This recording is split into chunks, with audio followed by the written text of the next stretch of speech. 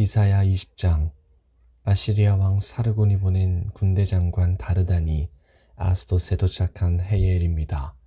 다르단은 아스돗을 공격하여 그 성을 점령했습니다. 그때 여호와께서 아모스의 아들 이사야에게 말씀하셨습니다. 내 몸에 걸친 베옷을 벗고 내 발에서 신을 벗어라. 이사야가 여호와의 말씀대로 벗은 몸과 맨발로 다녔습니다. 그때 여호와께서 말씀하셨습니다. 내 종 이사야가 3년 동안 벗은 몸과 맨발로 다녔다. 이것이 이집트와 에티오피아에게 보여준 표적이요 징조이다. 아시리아 왕이 이집트와 에티오피아를 쳐서 이긴 후에 젊은이와 늙은이의 옷과 신발을 모두 벗겨 포로로 사로잡아 갈 것이다. 이집트 사람들이 엉덩이까지 드러낸 채로 끌려갈 것이다. 에티오피아를 의지하던 백성이 두려워할 것이며 이집트의 영광을 보고 놀라던 백성이 부끄러움을 당할 것이다. 그날이 오면 블레셋 바닷가 근처에 사는 백성이 이렇게 말할 것이다. 보아라, 우리가 의지하던 나라, 우리가 달려가 아시리아 왕의 손에서 구해달라고 청했던 나라가 이렇게 되었으니 이제 우리는 어디로 피해야 할까? 21장. 이것은 바빌로니아에 관한 경고의 말씀입니다. 광야에서부터 재앙이 불어닥친다.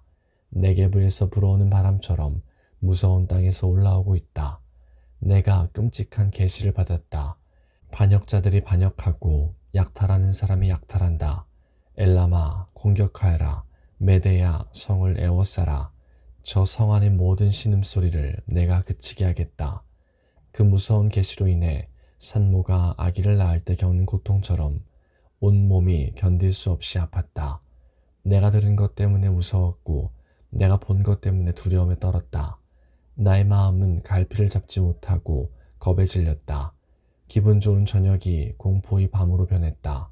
상을 차려 놓아라. 자리를 깔고 먹고 마셔라. 지도자들아 일어나라. 방패에 기름을 발라라. 주께서 내게 이처럼 말씀하셨다. 너는 가서 파수꾼을 세워 그에게 본대로 보고하라고 하여라.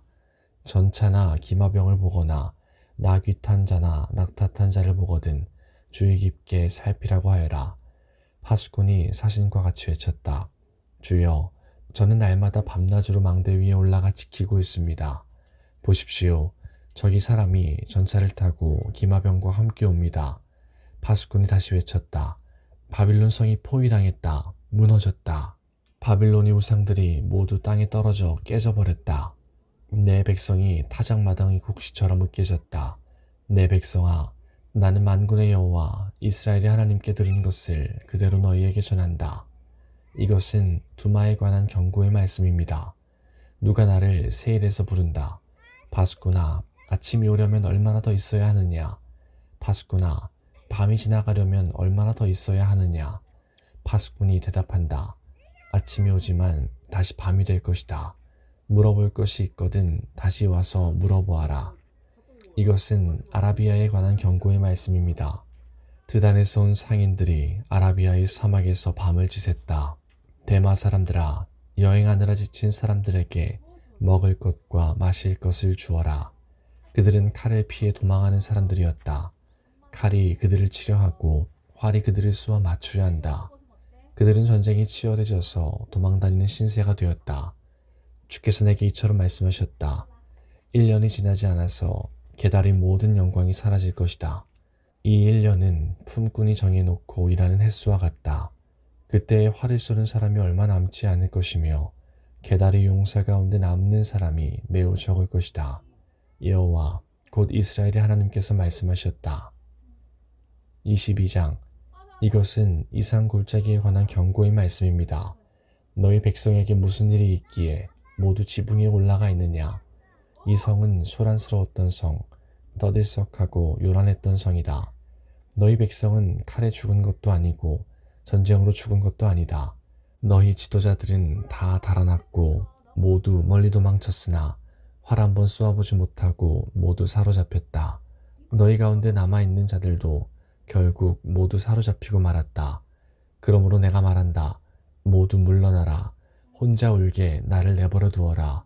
나의 가련한 백성이 멸망했다고 나를 위로하려 들지 마라.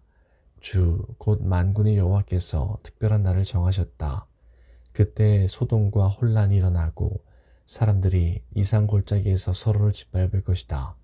성벽은 무너지고 백성의 울부짖는 소리가 산까지 퍼질 것이다. 엘람 군대는 화살통을 메고 전차와 기병대가 함께 공격할 것이다. 기르 군대는 방패를 준비할 것이다. 너희 아름다운 골짜기에는 전차들로 가득 차고 성문에는 기병대가 진을 칠 것이며 유다를 지키는 방어선이 무너질 것이다. 그날이 오면 예루살렘 백성은 무기 창고에 보관되어 있는 무기에 의존할 것이다. 너희가 다윗성의 갈라진 틈들을 조사하였고 아래 저수지에 물을 모았다. 예루살렘에 있는 집을 조사하여 낡은 집들을 헐어서 그 돌로 성벽을 수리했다. 또 옛 연못에서 흘러나오는 물을 담아두려고 두 성벽 사이에 저수지를 만들었다. 그러나 너희는 이 모든 일을 하신 하나님을 바라보지 않았다. 오래전부터 그 일을 계획하신 분을 쳐다보지도 않았다. 그날에 주 곧 만군의 여호와께서 백성에게 슬피 울고 머리를 밀고 거친 베옷을 입으라고 말씀하셨다. 그러나 보아라, 오히려 백성은 기뻐하고 즐거워하였다. 소와 양을 잡고 고기와 술을 마셨다. 그러면서 말하기를 내일이면 죽을 테니 먹고 마시자 라고 하였다. 만군의 여호와께서 내게 말씀하셨다. 이 죄는 너희가 죽기까지 용서받지 못한다. 주 곧 만군의 여호와께서 말씀하셨다. 주 곧 만군의 여호와께서 이렇게 말씀하셨다. 너는 왕군 관리인 셈나에게 가라. 가서 그에게 전하여라. 여기에서 무엇을 하고 있느냐? 누가 여기에 내 무덤을 파라고 하더냐? 어찌하여 내가 높은 곳에 너희 무덤을 만드느냐? 어찌하여 내 자신을 위하여 바위에 누울 장소를 파느냐? 권력을 잡은 사람아 보아라. 나 여호와가 너를 단단히 묶어서 던져버릴 것이다. 너를 머리수건처럼 돌돌 말아서 넓은 땅으로 던져버릴 것이다. 내가 거기에서 죽을 것이고 내가 자랑하던 전차도 거기에 있을 것이며 너는 내 주인의 집에서 부끄러운 사람이 될 것이다. 내가 너를 이 높은 자리에서 쫓아내고 내 자리에서 너를 몰아내겠다. 그날이 오면 내가 hil기야의 아들인 내 종 엘리야김을 부르겠다. 내가 내 옷을 빼앗아 그에게 입혀주고 내 허리띠를 그에게 둘러주겠다.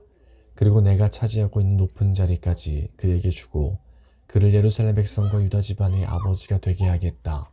내가 또 다윗 집의 열쇠를 그의 어깨에 걸어주겠다. 그가 문을 열면 아무도 닫지 못하며 그가 문을 닫으면 아무도 열지 못할 것이다. 그가 단단한 판에 굳게 박힌 모처럼 견고해질 것이다. 그가 자기 집안을 영예롭게 할 것이다. 그의 집안의 모든 영광이 그에게 달릴 것이며 어른이나 어린아이나 다 그에게 의지할 것이다. 그들이 마치 그에게 매달린 접시와 항아리들 같을 것이다. 만군의 여호와의 말씀이다. 그날이 오면 단단한 판에 박힌 못이 삭아서 부러져 떨어질 것이고 거기에 매달린 것도 다 깨져버릴 것이다. 여호와의 말씀이다.